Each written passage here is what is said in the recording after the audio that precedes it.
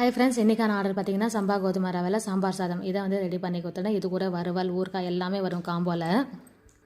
இந்த combo back கூடவே பார்த்தீங்கன்னா அப்பளம் ஜூஸ் எல்லாமே வந்துடும். குறைஞ்சபட்சம் ஒரு காம்போ பேக் வந்து ரெடி பண்ணுறதுக்கு எனக்கு ஒரு 20 நிமிஷத்துக்கு கிட்ட ஆகிடும். இதை வந்து ரெடி பண்ணி கொடுத்த உடனே வீட்டுக்கு வந்து சமைச்சிடலான்னு சொல்லிட்டு சிம்பிளான ஒரு ஈரல் ஃப்ரை பார்த்துடலாம். அடுப்பில் குக்கர் வச்சுட்டு எண்ணெய் ஊற்றிட்டு பட்டை லவங்கம் ஏலக்காய் போட்டு தாச்சிட்டு சோம்பு பார்த்தீங்கன்னா 1/4 டீஸ்பூன் அளவுக்கு சேர்த்துருக்கேன். இந்த ஈரல் ஃப்ரை பார்த்தீங்கன்னா மசாலாலாம் ரொம்ப கம்மியான அளவில் வந்து சேர்த்துக்குங்க.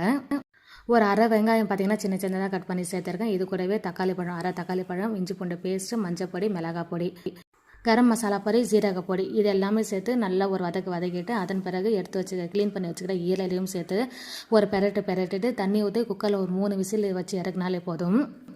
ஈரல் ஃப்ரை பார்த்தீங்கன்னா சூப்பராகவே ரெடி ஆகிடும். குக்கர்ன்றனாலே பார்த்தீங்கன்னா ஒரு 5 நிமிஷத்தில் இந்த வேலை முடிஞ்சிடும் டக்குன்னு. இதே பார்த்தீங்கன்னா வானிலையில் கூட செய்யலாம். என்ன ஒரு 20 நிமிஷத்துக்கு கிட்ட ஆகும். சரி, குக்கர்னால் பார்த்தீங்கன்னா 5 நிமிஷத்தில் முடிஞ்சிடும் சொல்லிட்டு இதில் வந்து சேர்த்துருக்கேன்.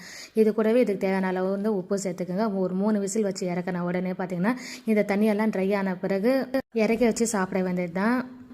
மதியானத்துக்கு குழம்பு பார்த்தீங்கன்னா நாட்டுக்கோழி குழம்பு தான் செஞ்சுருந்தேன். வீடியோ பிடிச்சிருந்தா லைக் ஒன்று கொடுத்துருங்க. மறக்காமல் சேனல் சப்ஸ்கிரைப் பண்ணிக்கோங்க. Bye friends.